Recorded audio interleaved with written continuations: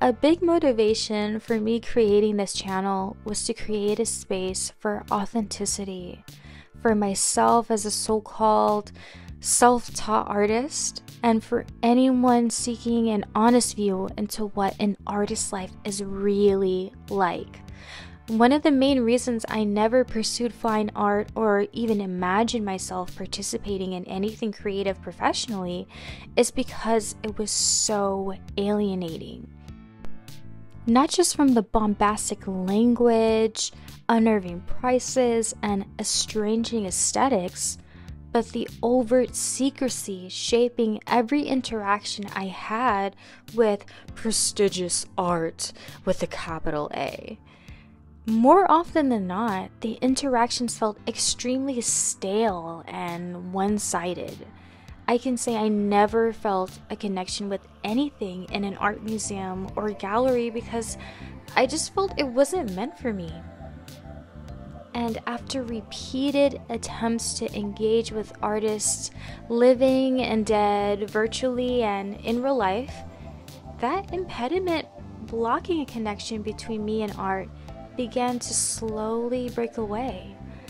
However, it's when I encountered raw honesty from artists that the wall had completely broken apart or even transformed into a mirror.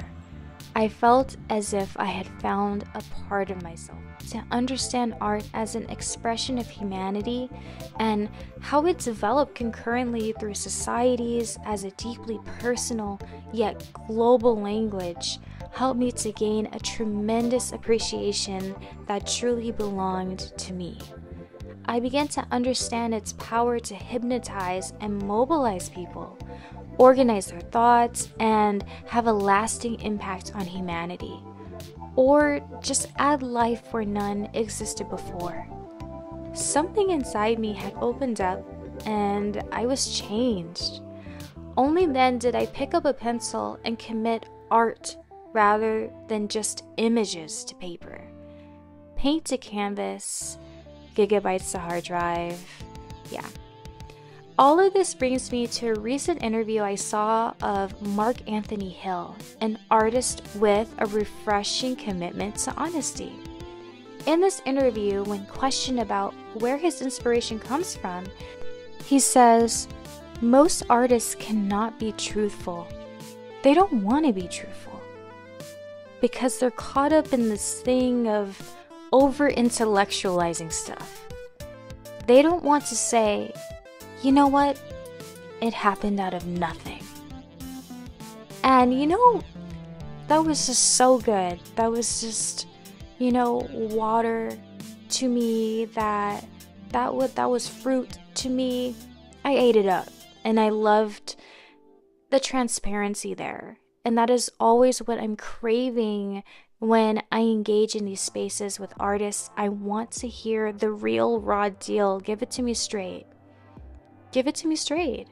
I don't believe I'm alone in sometimes feeling alienated by the art world.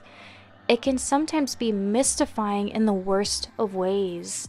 And the glaring issue here, it's the overcomplication of it all. The choice of certain artists deciding to paint another story with the words that they believe will help them assume more credibility and therefore extend more value to the work itself. Mark's statement really resonated with me because I am also guilty of this.